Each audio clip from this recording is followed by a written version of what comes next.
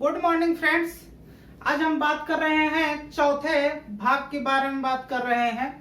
तो चौथे भाग के बारे में बात कर रहे हैं। हम लोग पिछले भाग में बात किए थे कि जहां पे एसपी मतलब सीपी1 और सीपी2 बराबर था, इस कंडीशन के बारे में बात किए थे, है ना। इस कंडीशन के बारे में बात किए थे।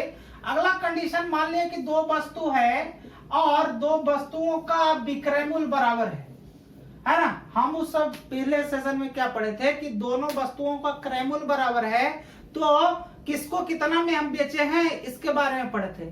आज हम पढ़ेंगे कि दो वस्तुओं का विक्रय मूल्य बराबर है ना। दो वस्तुओं का विक्रय मूल्य बराबर है तो किसको कितना में खरीदे होंगे, है ना, ये इसके बारे में हमको बताना है ना। तो आज का वीडियो उससे भी, पिछले वीडियो से भी ज्यादा महत्वपूर्ण होने वाला है और ये एग्जाम में पूछता ही पूछता है। एसएससी वालों आंख मूंद करके इसको पढ़ लो, है ना।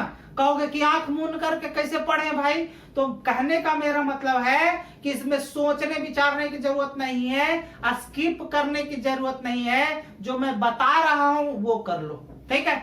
जरूरी इसलिए है क्योंकि मैं ये सब जो प्रॉब्लम ये सब प्रॉब्लम हमने फेस किया है और मैं नहीं चाहता हूं कि जो मैं गलती कर चुका हूं वो गलती आप लोग दोहराओ, है ना। तो वीडियो को बिना स्किप किए हुए इस वीडियो के अंत तक बने रहो, बहुत मजा आएगा। क्वेश्चन जब एक बार समझ जाएगा तो बहुत मजा आएगा, है ना। अगर जो ना समझ में आएगा, अगर जो एक बार में ना समझ में आए तो वीडियो को आप रिपीट करके देख सकते हो। आपको हम हम अपने हिसाब से गारंटी देते हैं कि आपको पूरे तरीके से समझ में आएगा, है ना। तो SP1 और SP2 कैसा क्वेश्चन होगा, तो पहले हम क्वेश्चन को लिखते हैं और क्वेश्चन के माध्यम से समझने का प्रयास करते हैं कि कैसा क्वेश्चन आया है। देखिए क्वेश्चन क्या लिखा है। क्वेश्चन लिखा है कि करा कि दो वस्तुओं को 1800 रुपए में खरीदा गया है। दो वस्तु को 1800 रुपए में खरीदा गया है, किसको कितना में खरीदा गया है वो नहीं बता रहा है। कह रहा है कि पहले वस्तु को 20% लाभ तथा दूसरे को 20% हानि पर बेचा गया। पहले को 20% लाभ पर और दूसरे को 20% हानि पे बेचा गया है। तो कह रहा है कि प्रत्येक वस्तु का विक्रय मूल्य आपस में बराबर हो जाता है। पहले को 20% लाभ पे बेचा और दूसरे को क्या 20% हानि पे बेचा, और जब ऐसे बेचते हैं तो उन दोनों का विक्रय मूल्य आपस में क्या हो जाता है, बराबर हो जाता है। देखिए कंडीशनल क्वेश्चन है ना। देखने में पहले जैसा है लेकिन है क्वेश्चन चेंज। उस समय क्या था कि क्रय मूल्य बराबर था, अभी देखिए विक्रय मूल्य बराबर कर दिया। तो कह रहा है कि प्रत्येक वस्तु का विक्रय मूल्य बराबर हो जाता तो प्रत्येक वस्तु को कितने रुपये में खरीदा गया था, है ना। तो हम पहले इसके कंडीशन के बारे में समझेंगे कि कंडीशन क्या है।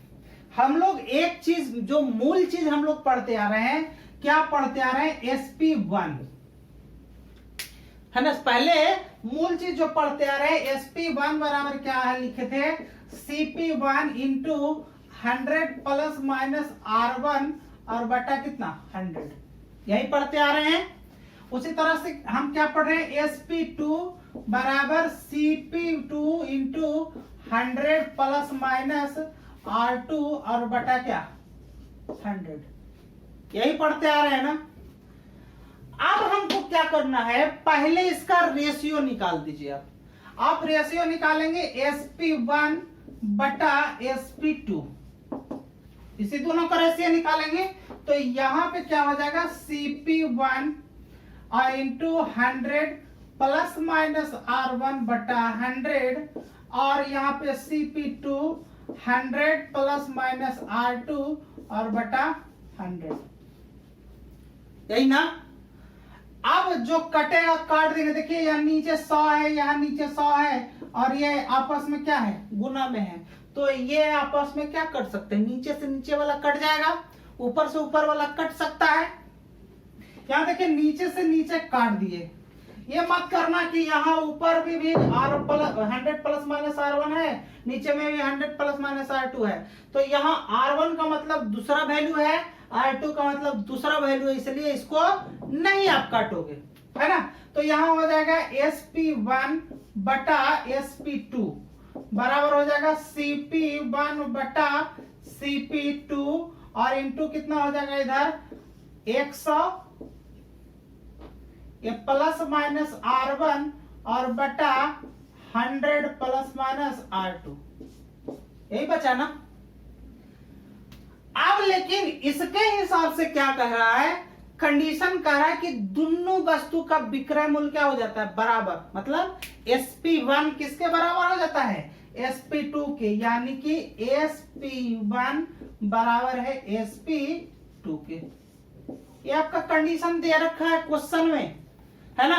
तो क्वेश्चन में कंडीशन दे रखा है, यानी कि SP1 और बटा SP1 लिख सकते हैं, SP2 को SP1 लिख सकते हैं ना, बराबर CP1 बटा CP2 और इंटू 100 प्लस माइनस R1 और बटा 100 प्लस माइनस R2, ये लिख सकते हैं।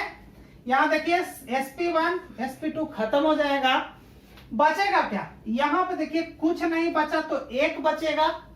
अब ये तिरछा गुना हो जाएगा, तो यहाँ क्या हो जाएगा CP2 और बटा CP1, ये इधर हो गया और ये इधर हो जाएगा बराबर, ये इधर ही रहने देंगे तो 100 प्लस माइनस R1 और बटा 100 प्लस माइनस क्या R2, ठीक है। तो ये आपका मेन कंडीशन हो गया। अब इससे आप क्या निकाल सकते हो, कॉस्ट प्राइस निकाल सकते हो, मतलब CP आप निकाल सकते हो, है ना। कैसे निकाल सकते हो, आप देखो यहां हम क्वेश्चन के हिसाब से समझते हैं कि क्वेश्चन में क्या दिया हुआ है और CP हमको कैसे निकालना है। जैसे हम वहां देखिए CP, अब यहां देखिए SCP2 बटा CP1, देखिए ध्यान से देखिएगा। अब क्या कह रहा है कि दूसरा वाला वस्तु है ना CP2 बटा CP1, ये तो लिखा गया। अब देखिए 100 प्लस माइनस R1 है ना। अब देखिए क्या कह रहा है कि पहले वस्तु को 20% लाभ पर, तो पहले वस्तु को 20% लाभ पर, यानी कि 100 प्लस 20 बटा दूसरे वस्तु को 20% हानि पर, इसका मतलब कितना 100 माइनस कितना 20, यही ना। अब यहां देखिए CP2 रेशियो CP1 बराबर, यहां देखिए 120 हो गया और बटा 80, कटेगा काट देंगे, यहां देखिए कट गया, 4 2 4 3 12 4 दूनी के 8, मतलब CP2 और CP1 का रेशियो कितना हो गया 3:2, है ना, 3:2 हो गया। ये रेशियो हमारा आ गया। और हम पहले ही बोले कि जब रेशियो आपका आ जाए तो आपका क्वेश्चन बनाने का जो है 60% से 70% आपका काम खत्म। अब यहाँ अगर जो पहले वस्तु, अब जो देखिए यहाँ पे क्वेश्चन क्या पूछा है कि प्रत्येक वस्तु का, मतलब दोनों को हमको निकालना है ना। तो हम पहले दोनों को निकाल देते हैं, इसमें दोनों को समझ लेते हैं, फिर और भी एग्जाम्पल दे देंगे ताकि आप अच्छे तरीके से समझ सके उसको। अब यहाँ देखिए CP1, यहाँ पे CP1 को निकालना है, तो CP1 किसके लिए है, इसके लिए ये है, तो इसके लिए क्या हो जाएगा 2 बटा, हमको CP1 निकालना, तो CP1 की जगह पे 2 है तो 2 ऊपर में लिख दिए और बटा में ओवरऑल को लिखेंगे, मतलब दोनों को जोड़ करके। 2 पार्टी है तो दोनों को जोड़ेंगे, अगर 4 पार्टी होगा तो चारों को जोड़ देंगे, है ना। 2 पार्टी का काम कर रहे हैं तो कितना हो गया 3 और 2 कितना हो गया 5 और गुना, है ना। ओवरऑल कितना दिया हुआ है, तारा के 1800 रुपए में खरीदा है ना ओवरऑल में, यहाँ 1800 से गुना हो जाएगा, है ना। काट देंगे, ये 5 3 15 3 5 6 30, मतलब 360 मतलब कट जाएगा। इसका मतलब 2 गुना 360 इक्वल टू 720 रुपया CP1 का, मतलब पहले वस्तु का क्रय मूल्य होगा। फिर आता है CP2 का, मतलब CP2 का बारी आता है, तो CP2 के लिए रेशियो कितना है 3 है, तो इसको यहाँ 3 लिख देंगे बटा। अब CP1 और CP2 का रेशियो 3 है 2 है, तो ये ओवरऑल को नीचे लिखेंगे 3 2 कितना 5 और गुना कितना है ओवरऑल। यहां देखिए कितना में खरीदा है 1800 में खरीदा है, तो 1800 से गुना कर देंगे। देखिए कटता था कितने से 360 से कटता था। देखिए कितना हो गया 3 और गुना 360, इसका मतलब कितना हो गया 36 दिया 78 से, मतलब 1080 रुपये है ना। तो इन दोनों का पहले का क्रय मूल्य और दूसरे का विक्रय मूल्य अलग अलग तरीके से आ गया। और ये क्वेश्चन बहुत ही इंपॉर्टेंट है, पूछता है, तो आप इसको ध्यान में रखिएगा है ना। फिर से एक बार समझते हैं है ना। क्वेश्चन क्या कर रहा है कि कोई एगो व्यापारी है, दो वस्तु को 1800 रुपए में खरीदा गया और पहले वस्तु को 20% लाभ में बेचा गया और जबकि दूसरे को 20% हानि में बेचा गया है ना। तो इसके उलट जो हम इसके पहले सेशन में बात किए थे कि क्वेश्चन को इसी तरीके से था, लेकिन उसका पैटर्न अलग था। अब यहाँ SP1 बराबर CP1 into 100 plus minus R1 बटा 100, इसी तरह से SP2 के बारे में लिख देंगे। इन दोनों का रेशियो निकालेंगे, जो कटेगा काट देंगे। और एक झटका है, यहाँ पे कंडीशन दे रखा है कि पहले वस्तु का विक्रय मूल्य और दूसरे वस्तु का विक्रय मूल्य का जो मूल्य है आपस में क्या है बराबर है, यानी कि SP1 का वैल्यू SP2 के बराबर है। अब इसको जब ऐसा हुआ तो आप क्या करेंगे, इसको आप इस तरीके से लिख दिए, जो कटेगा काट देंगे। और हम काटने के बाद एक रेशियो बनाए, एक फॉर्मूले बेस में के रूप में आया CP2 बटा CP1 का मान 100 प्लस माइनस R1 बटा 100 प्लस माइनस R2, इतना आया। अब क्या कर दे, हम सीधे सीधे क्वेश्चन पे आ गए कि CP2 बटा CP1 पहले वस्तु को कितना में बेचा है 20% लाभ पर बेचा है। तो कोई भी वस्तु अपने आप में 100% होता है, 20% लाभ हुआ, इसका मतलब 120। तो यहाँ 100 प्लस 20 मतलब 120, और दूसरे वस्तु को 20% हानि पे बेचा है, मतलब 100 का वस्तु माल कितना में बेच रहा है 80 में बेच रहा है, तो कितना हो जाएगा 120 बटा 80, कटेगा काट देंगे और उसको रेशियो बना लिए। तो कितना हो गया CP2 बटा CP1 बराबर 3:2 हो गया। अब जिसको निकालना है, हम पहले भी बताए हैं कि जब भी रेशियो आ जाए तो जिस रेशियो को निकालना है उसको पहले ऊपर और ओवरऑल को जोड़ के नीचे और ओवरऑल से क्या कर देंगे गुना। इसी तरह से CP1 को निकाल दिए, CP2 को निकाल दिए है ना। इसी तरह से CP1 और CP2 का वैल्यू हम लोग निकाल दिए है ना। तो आगे और भी दो एग्जांपल से समझने का प्रयास करते हैं कि और किस टाइप का क्वेश्चन बना है। देखिए दूसरा एग्जांपल है, कह रहा है कि दो वस्तुओं को क्रमशः 9% लाभ तथा 9% हानि पर बेची जाती है, तो दोनों वस्तुओं का विक्रय मूल्य जो है आपस में क्या हो जाता है बराबर हो जाता है। और फिर कह रहा है कि यदि दोनों वस्तुओं को 4000 रुपए में खरीदा गया हो, दोनों वस्तुओं को 4000 रुपए में अगर जो खरीदा गया हो, तो 9% हानि पर बेची गई वस्तु का क्रय मूल्य क्या होगा। तो इस तरह का क्वेश्चन बना है। कह रहा है कि दो वस्तु है, दो वस्तु को कितना में खरीदा जाता है वो हमको नहीं पता है, वही निकालना है। लेकिन कहता है कि एक को 9% लाभ पर बेचा जाता है, जबकि दूसरे को 9% हानि पे बेचा जाता है। लेकिन और भी कंडीशन कहता है कि जैसे ही आप दोनों को बेचते हैं तो आपस में विक्रय मूल्य क्या हो जाता है, आपस में बराबर हो जाता है। तो जब भी विक्रय मूल्य बराबर हो जाता है तो उसके लिए हम लोग कंडीशन क्या पढ़े हैं,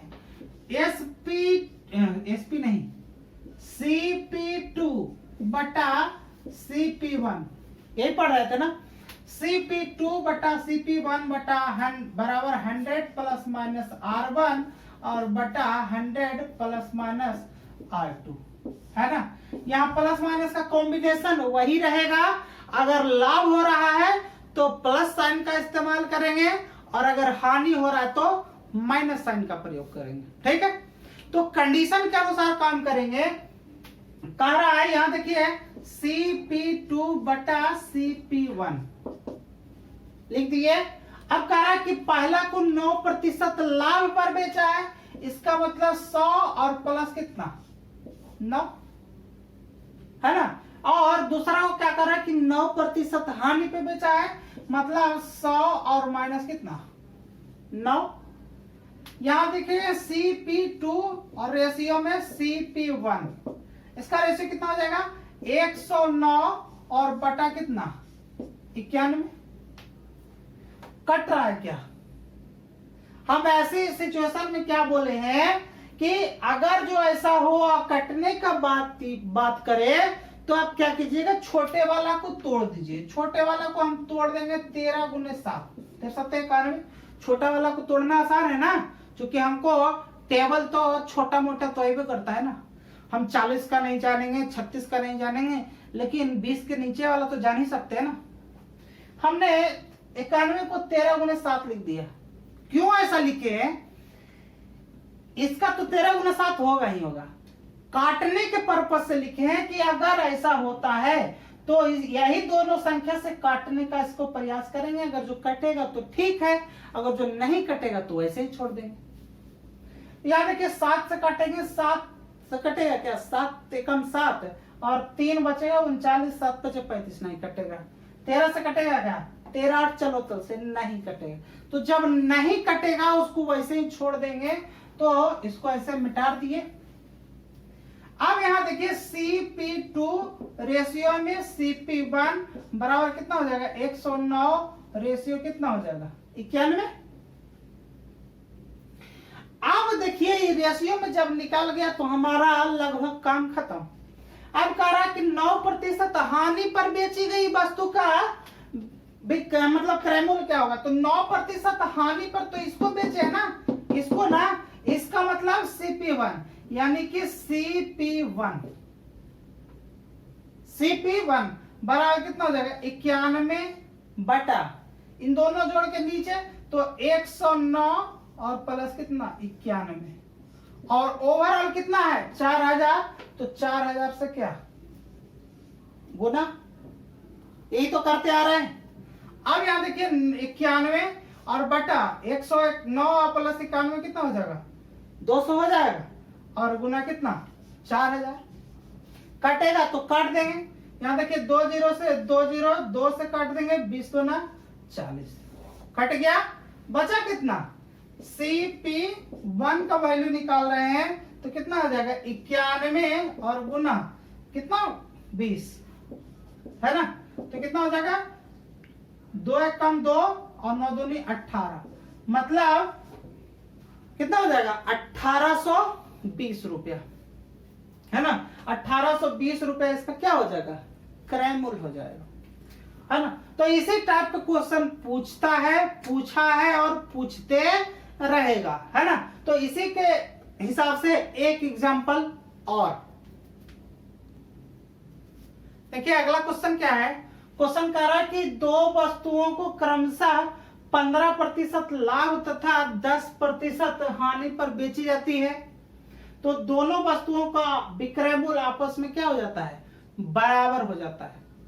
मतलब दो वस्तु है, दोनों को कितना कितना में बेचा गया है नहीं पता है, लेकिन जब वस्तु को बेचते हैं तो आपस में क्या हो जाता है विक्रय मूल्य बराबर हो जाता है। फिर कह रहा कि यदि दोनों वस्तुओं को 12,300 रुपये में खरीदा गया हो, दोनों वस्तु को 12,300 रुपये में खरीदा गया है, तो 15% लाभ पर बेची गई वस्तु का विक्रय मूल्य क्या होगा, है ना। जो कंडीशन हम पढ़ते आ रहे हैं उसी के बारे में पढ़ेंगे। और एक बात ध्यान रखिए, हम बार बार कर रहे हैं कि वीडियो को बिना स्किप किए हुए देखिए। ये वाला क्वेश्चन जो है 90% लोग तो बनाता नहीं है, छोड़ के आता है, और जो 10% लोग जो हैं वो क्या करते हैं उल्टा आंसर मार के आते हैं। तरीका सही पकड़ते हैं लेकिन इसमें उलझ जाते हैं, मारना होता है कुछ और मार के आते हैं कुछ और, है ना। तो आप वीडियो के अंत तक बने रहें। क्या कह रहा है कि दो वस्तुओं का क्रमशः 15% लाभ पर और 10% हानि पर, यानी कि यहाँ पे आपका कितना CP2 बटा CP1, यही रेशियो आप पढ़ते आ रहे हैं। यहाँ पढ़ते आ रहे हैं 100 प्लस माइनस R1 और बटा 100 प्लस माइनस R2, हम यही पढ़ते आ रहे हैं ना। अब जो है CP2 को वैल्यू हमको नहीं पता और CP1 का वैल्यू भी हमको नहीं पता। लेकिन क्या कर रहा है कि पहले वस्तु को 15% लाभ पर बेच रहा है, तो कोई भी वस्तु अपने आप में 100% है, 15% लाभ ले रहे हैं, मतलब 115, यानी कि 115। देखिए हम फॉर्मूला तो आपको बता चुके हैं, लेकिन हम उसको फॉलो नहीं कर रहे हैं। क्यों नहीं कर रहे हैं? हम जो लिख रहे हैं ऑटोमेटिक इसको फॉलो कर रहा है। ठीक, अब क्या कर रहा है, दूसरा वस्तु जो है 10% हानि पे बेचा गया। तो कोई भी वस्तु अपने आप में 100% है, 10% हानि होगा, इसका मतलब कितना में? 90 में बेचा जाएगा। यहां 90 में बेचा गया। ठीक, अब इसको काटेगा तो काट देंगे और नहीं कटेगा तो छोड़ देंगे। कट रहा है, क्यों कट रहा है? यहाँ देखिए यूनिट डिजिट पे 5 है, यहाँ यूनिट डिजिट पे 0 है, इसका मतलब ये 5 से कटेगा, है ना। 5 से कटने का रूल ही वही है कि अगर यूनिट डिजिट 0 रहे या 5 रहे तो वो कटेगा 5 से। 5 से काटेंगे तो 18 5 90, 5 से काटेंगे तो 23 5 15 से, है ना। इस तरीके से काटने के लिए आप लोग सीख जाइएगा, है ना। कौन कहां किस नंबर से कटेगा वो आप ध्यान में रखिएगा। और अगर जो ध्यान में नहीं होगा तो हमने इसके लिए मात्र 15 मिनट का वीडियो बना रखा है, आपको YouTube पे मिल जाएगा, है ना। आपको YouTube पे डिविजिबिलिटी का रूल मिल जाएगा, जो कि वहां पे 13 तक बताया गया है कि कौन सा कंडीशन में कैसे कौन सा संख्या कटेगा। बहुत सारे टीचर होते हैं वो 2 घंटा में भी बताते हैं कि डिविजिबिलिटी कैसे होगा, है ना। हमको समय किल नहीं करना है, आपको कम समय में बेहतर चीज को जो है बताने का मेरा लक्ष्य है और कुछ नहीं। ठीक है, यहां देखिए काटने का प्रयास किए, काट दिए। अब इसको जो लिखना है हम लिख देंगे, मतलब CP2 रेशियो CP1 बराबर कितना हो जाएगा? 23 अनुपात कितना? 18।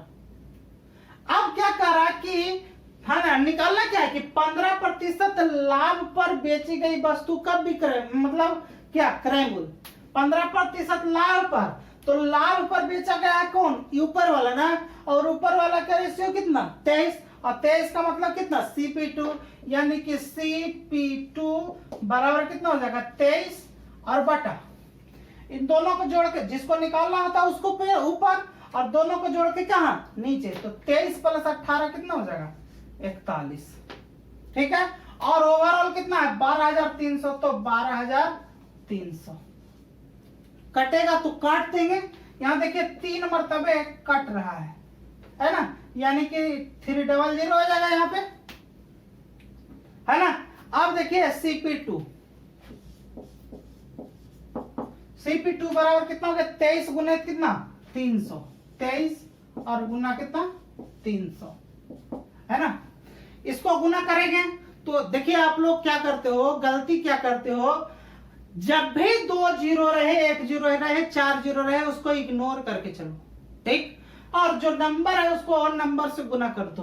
तो 23 दिया 69, नंबर को नंबर से गुना कर दिए, और जो उधर 2 0 था यहाँ पे आप बैठा दीजिए। मतलब हमारा कितना हो जाएगा? 15% लाभ पर बेचा गया, कितना रुपया में बेचा गया?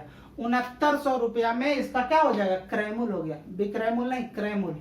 ठीक है, तो ये जो है कहने का मतलब है इसी टाइप का क्वेश्चन आता है ना।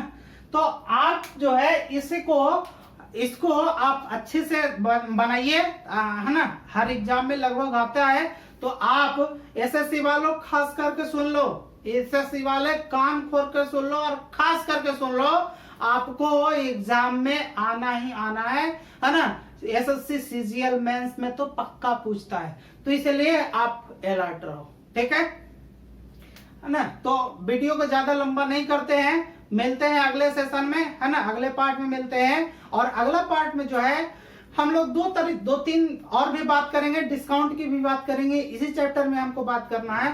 तो पहले 2 कंडीशन और इसमें बच गया है, उसके बारे में बात करेंगे। फिर एक और भी बात करेंगे कि जैसे कोई दुकानदार है, और दुकानदार है जो वजन में कोती मारता है ना, तो कोती मारने के कारण जो है प्रॉफिट लॉस, है ना, तो वहां उसके बारे में भी हम बात करेंगे। ठीक है, तो आज के सेशन के लिए इतना ही, धन्यवाद।